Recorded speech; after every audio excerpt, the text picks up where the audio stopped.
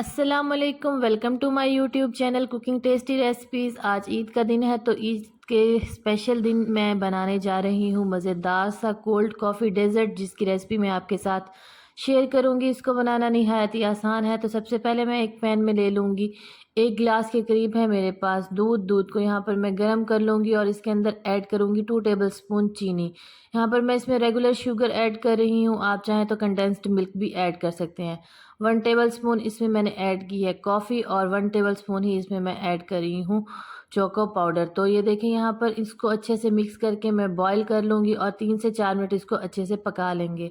तो जब तक मेरा ये दूध पकता है, दूसरी तरफ मैं 3 से 4 टेबलस्पून एक बर्तन में ले लूँगी। मज़ीद मेरे पास है दूध और उसमें भी 1 टेबलस्पून कॉफ़ी ऐड करूँगी और 1 टेबलस्पून ही उसमें चोको पाउडर ऐड करेंगे और इसको अच्छे से हम ब्लेंड कर लेंगे 4 से 5 मिनट के लिए। तो ये देखें, यहाँ पर दूसरी साइड पर मैंने ले ली है विपिंग क्रीम यहाँ पर मेरे पास है तकरीबन हाफ़ पैकेट के करीब मैंने ले ली थी। तो यहाँ पर इसको मैं अच्छे से बीट कर लूँगी। बीट कर लेने के बाद इसके अंदर मैं ऐड करूँगी आइसिंग शुगर। आप चाहें तो इसको जो है नॉर्मल शुगर भी ऐड कर सकते हैं। आइसिंग शुगर मेन असल में ये होता है कि हम लोग जो चीनी होती है उसको पीस लेते हैं तो वो आइसिंग शुगर बन जाती है। तो इसको इसमें ऐड कर लेने के बाद जो मैंने अलहदा से मिक्सचर बनाया था उसको मैं इसके साथ ऐड करती जाऊंगी और इसको भी इसके साथ अच्छे से व्हिप कर लूँगी। तो ये देखिए, यहाँ पर इसको अच्छे से व्हिप कर लेने के बाद हम लोग इसको जो है एक साइड पे रख लेंगे और जो दूसरी तरफ है, ये मेरा जो मिक्सचर था वो रेडी हो गया था और यहाँ पर मैंने ले लिए हैं पापे। आप चाहें तो रस ले सकते हैं और पापे भी ले सकते हैं।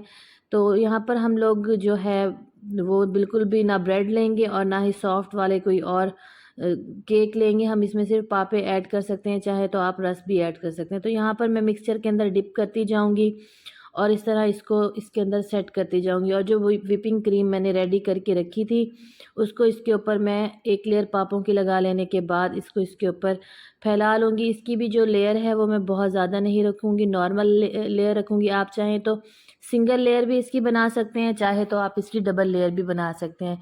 तो ये बहुत ही मज़े का डेज़र्ट बनता है। आप इसको ईद पर ज़रूर ट्राई करें डिफरेंट स्टाइल से।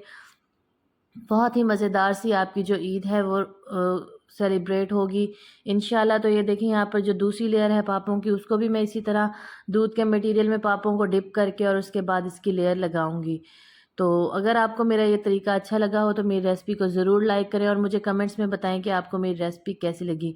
तो जो जगह खाली रह गई थी वहाँ पर मैंने इनको टुकड़ों में पीसेस में कन्वर्ट करके इसकी एडजस्टमेंट कर ली थी और अच्छे से इनको पापों को पूरी डिश में फैला लिया था और लास्ट में इसके ऊपर मैंने ऐड कर दिया था दोबारा से जो थी हमारी व्हिपिंग क्रीम और उसके बाद उसके ऊपर ऐड किया था थोड़ा सा जो मेरे पास चॉकलेट सीरम था। अगर आपके पास चॉकलेट सीरम अवेलेबल नहीं है तो आप इस स्टेप को स्किप भी कर सकते हैं। तो ये देखें, सीरम डाल लेने के बाद कुछ इस तरीके से मैंने इसकी डिज़ाइनिंग कर ली थी, तो ताकि इसकी जो लुक है वो बहुत ही अच्छी सी बन जाए।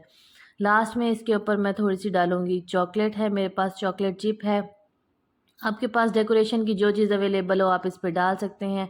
और ये देखें, यहाँ पर कुछ मेरे पास इस तरीके के भी कलरफुल हैं तो इसको मैं स्प्रिंकल कर लूँगी इसके ऊपर। तो ये देखें, यहाँ पर मज़ेदार सा जो मेरा है डेज़र्ट वो बनकर रेडी है। अब मैं इसको रख दूँगी फ्रीज़र में 4 से 5 घंटे के लिए, ताकि ये जो है अच्छे से मिक्स हो जाए। तो ये देखिए, यहाँ पर तकरीबन इसको 4 से 5 घंटे हो गए थे। आप इसको मज़ीद भी रख सकते हैं ओवरनाइट के लिए भी। तो ये देखिए, यहाँ पर अब मैं इसकी कटिंग कर लूँगी। आपको अगर मेरा ये तरीका अच्छा लगा हो तो मेरी रेसिपी को ज़रूर लाइक करें और मुझे कमेंट्स में बताएं कि मेरी रेसिपी कैसी लगी। सबको ईद की बहुत सारी मुबारकबाद और उसके बाद आप ये डेज़र्ट बनाएं और इंशाल्लाह एंजॉय करें, बहुत ही मज़े का बनेगा। इसके साथ ही मुझे इजाज़त दें। अल्लाह हाफ़िज़।